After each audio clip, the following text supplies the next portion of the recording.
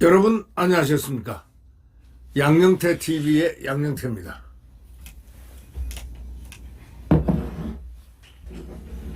오늘은 2025년 12월 16일입니다. 이재명이 불붙인 역사 논쟁이 지금 두 개가 또 생겼습니다. 첫째는 환단고기에 이어가지고 이제는 4.3 여순 환담 여순 또 환단곡이 이어서 4.3 사건까지 대통령이 불러친 역사 논쟁, 이런 제야의 기사들이 오늘 떴습니다. 남로당에 암살당한 이 박진경 대령, 이분은 애국자 중에 애국자이고, 그리고 이분은 그 당시 1950년 건국시에 이 유공한 48년 대한민국이 정부가 수립이 됐는데 그 대통령 이승만 대통령으로부터 훈장을 받은 분입니다. 을지무공훈장입니다. 이 남로당에 의해서 그 남로당의 뿌락치로 돼 있는 뿌락치인 그 부하에 의해서 암살까지 당한 이 박진경 대령, 이분은 진압군 연대장으로 이 제주도 4.3 폭동에 진압하려 갔던 정부 진압군입니다. 속된 말로 빨갱이 잡으러 폭도들을 잡으러 간 그 박진경 대령은 무엇보다도 중요한 게 무엇이겠습니까? 양민을 살리기 위해서 이 폭동군 소위 빨치산을 진압하러 간 것입니다.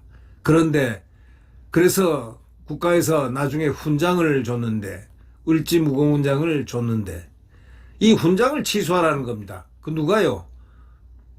대통령이라는 이재명이 말이죠. 결과적으로 취소 검토를 지시했습니다. 말은 취소 검토지만 취소하라는 얘기보다 더한 이야기입니다. 유공자 지정을 취소 검토하다?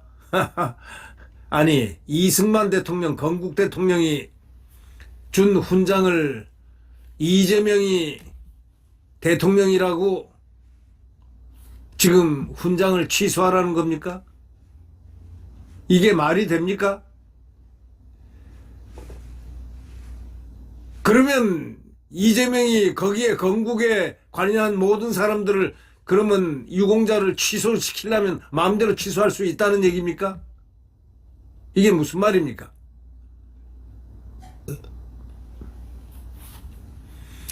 이 박진경 대령에 대한 국가 유공자 지정 취소 검토를 지시한 걸 알고 참 기가 막힙니다. 네.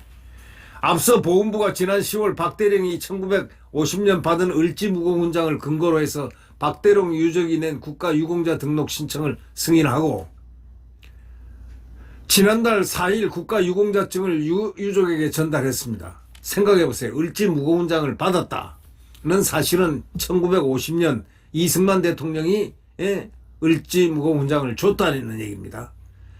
그러면 국가의 유공자 중에 유공자 아닙니까? 건국 유공자 영웅이죠. 영웅. 이런 분이 유공자증을 갖다가 취소하라?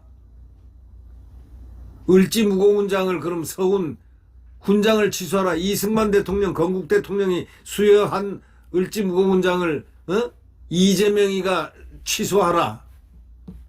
그게 말이 됩니까? 이 대통령 지시에 따라서 국방부는 박 대령이 1950년 받은 을지무공훈장 서훈에 대한 취소 절차에 착수했습니다. 보훈부 역시 국가 유공자 지정 재검토에 나섰습니다. 이야, 이건 정말 아닌데.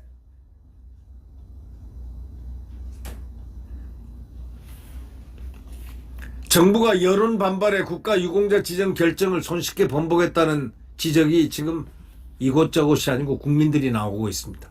이날 제주도에서는 박 대령의 추도비 옆에 마치 암살이 정당했다는 식의 주장을 담은 안내판이 세워졌습니다. 이에 대해서 건국 영웅을 부관 참시하는 행위라고 비판이 나왔습니다. 박대령 사건은 4.3의 성격 규정에 있어 치열한 논쟁이 벌어지고 있는 사안입니다. 4.3 발생 다음 날 제주도 부임에 한 달여 만에 남로당의 지령을 받은 부하에게 암살당한 인물, 그 박진경 대령 연대장이 과연 4.3에 얼마나 영향을 미쳤는지 학계에서도 규명이 쉽지 않은 상황입니다. 박 대령에 대해서는 민간인 탄압에 관여한 것 없다는 증언까지 나오고 있습니다. 그런데도 이 대통령이 국가유공자 지정 취소를 언급해서 논란을 지금 불러일으켰습니다.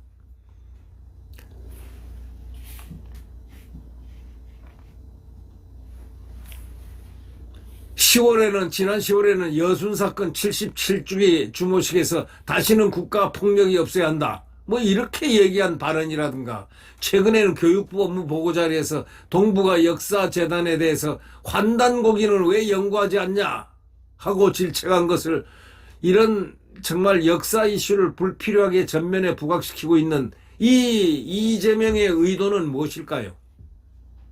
도대체 무엇입니까?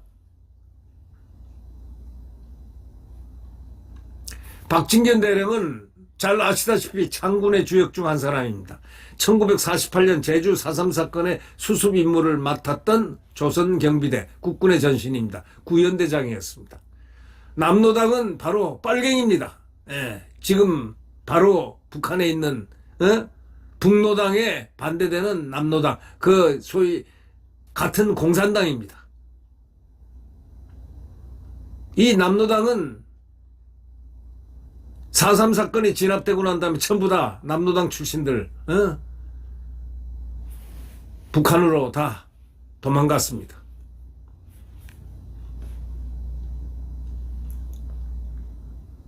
빨치산들이죠. 빨치산. 한라산에 숨어들어 있던, 낮에는 숨어들고 밤에는 나와서 양민을 학살하고, 한 자가 바로 누굽니까? 군경 선생님들, 학교 교육 선생, 어떤 지도층에 있는 사람들은 모조리 다 그거하고, 또 마음에 안 드는 거기야 양민들이야. 뭡니까? 양민들이야. 낮에는 이 양민이지만 밤에는 저자들 남로당들이 와서, 빨치산들이 내려와서 막 그냥 압박하고 하고 하니까 어떻게 되는 겁니까? 이런 정말 혼란스러운데 피아가 정확하게 구별이 되지 않습니까? 거기 진압을 하러 간 이 제주 4.3 사건의 그 정부군 진압군은 이 연대장으로 갔다면 이 유공자 중에 유공인데, 이거는 빨치산을 토벌하는 거 아닙니까? 그런데 이런 이 빨치산, 소위 남로당, 소위 공산당을 토벌하러 갔던 구연대장을, 그래서 무고문장을 받았는데, 왜 무고문장을 받았을까요? 한 달 만에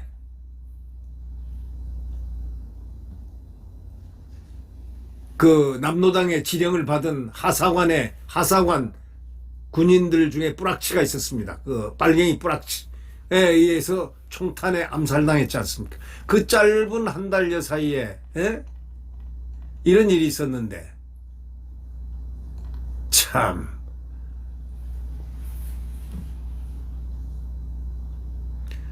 (1952년도에) 제주도민하고 군경 원호회 옛 제주경찰국 청사에 박대령 추도비까지 건립을 했었습니다. 그 당시 역사가 바로 그것입니다. 그런데 1985년도에는 제주시를 갖다가, 제주시가 추도비를 제주시 충원묘지로 이전했습니다. 2019년에는 국가보훈처가 국립제주호국원 건립 과정에서 추도비를 지작물로 지정을 했습니다.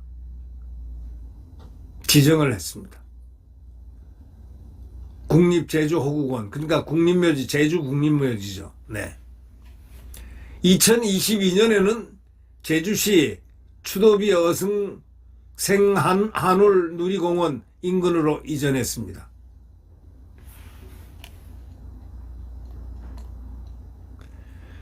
(2022년 3월) 4.3 단체들이 추도비에 철창 조형물을 설치했습니다. 제주도 보훈청은 2달 만에 철창을 강제 철거했습니다. 당연한 거죠. 2025년 12월 15일 제주도 추도비 옆에 박대령 암살 취지 안내판을 설치했습니다.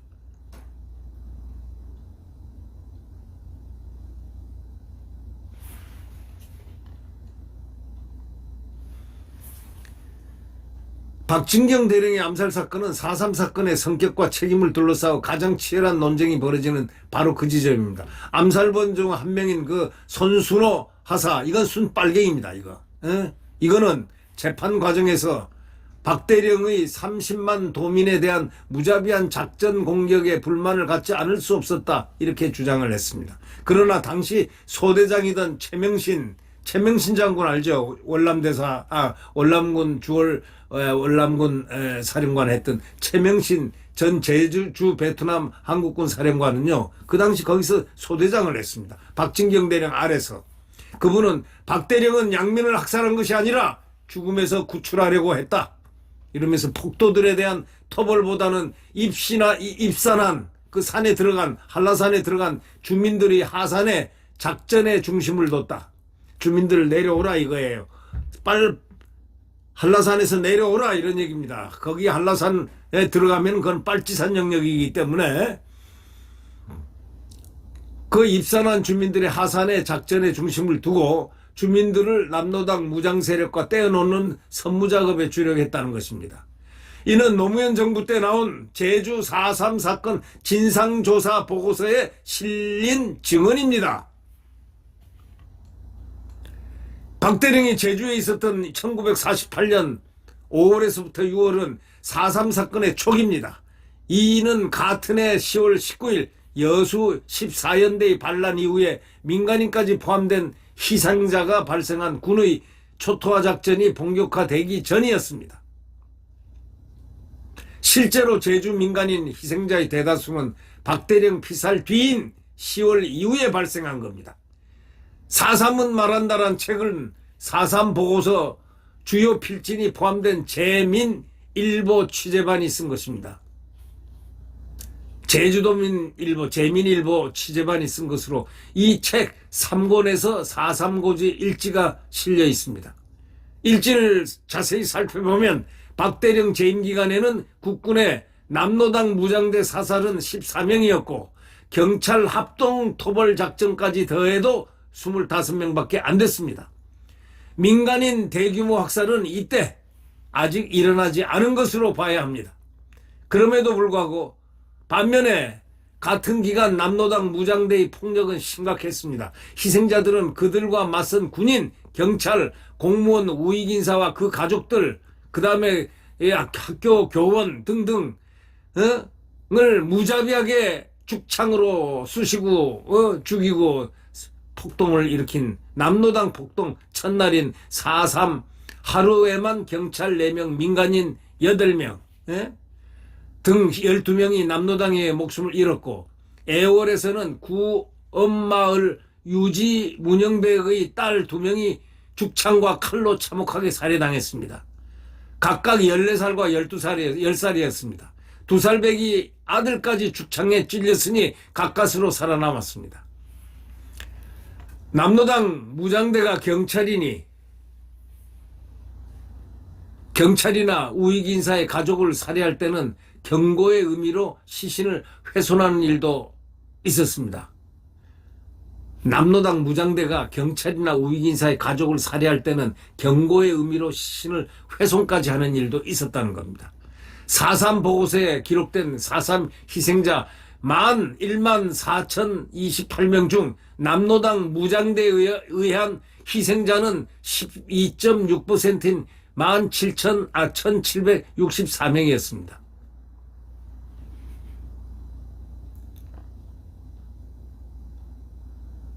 (4.3) 보고서에 실려있는 남노당 주도의 제주도 인민 유격대 투쟁 보고서는 박 대령 부임 나흘 뒤인 5월 10일 대내 반동에 거두 박진경 연대장 이하 반동 장교들을 숙청하지 않으면 안 된다고 이렇게 썼습니다. 박진경 대령 암살은 남노당 세포인 문상길 중위의 지휘로 일어난 일이었습니다. 뿌락치죠. 뿌락치. 세포가 뿌락칩니다. 남로당 뿌락치. 문상길 중위의 지휘로 일어난 일이었습니다. 남로당 세력은 박대령 부임 직후부터 테러를 획책했던 것입니다. 정부는 박진경 대령의 공훈을 기려 1950년 을지 무고훈장을 수여하고 현충원에 안장했습니다. 그러나 최근 들어 대한민국 정부 수립에 임무를 띠고 제주에 갔다가 피살된 박대령은 제주도민 학살 주범으로 몰렸습니다. 오히려 그를 살해한 부하들이 의인인 것처럼 평가되는 다큐멘터리까지 만들어냈습니다.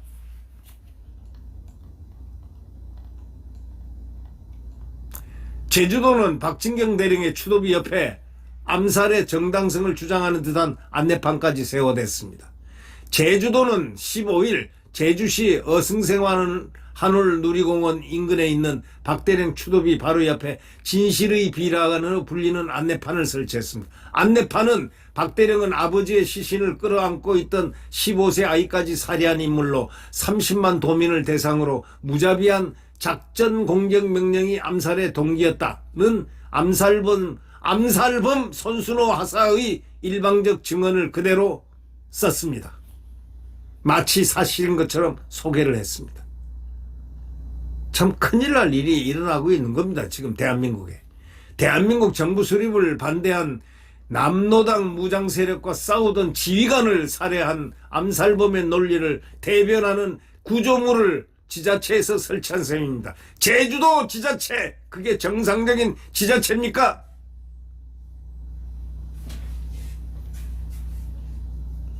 제주시는 또 4.3 사건이 완전히 종결되지 않아 주민들이 여전히 공포에 떨던 1952년 군경원호의 명의로 세워진 추도비의 내용이 일부 사실과 맞지 않고 현재까지도 4.3 사건이 왜곡되고 있다면서 이를 바로잡기 위해 안내판을 설치했다. 이런 식으로 취재의 안내판도 함께 새겼습니다.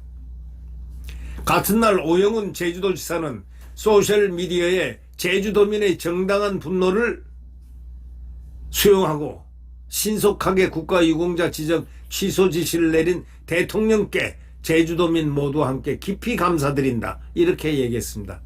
이런 자가, 오영훈 이런 자가 지자체장이요? 역사를 거스른 자가, 알면서도 역사를 거스르고 있는 자가 오영훈이란 제주도지사입니다. 이런 자가 도지사요? 도는 언제나 4.3 사건을 왜곡하려는 시도에 굳건히 맞서 진실을 밝히겠다 했습니다. 아마 오영훈의 그 뒤를 한번 캐보고 선조를 한번 캐봤으면 좋겠네.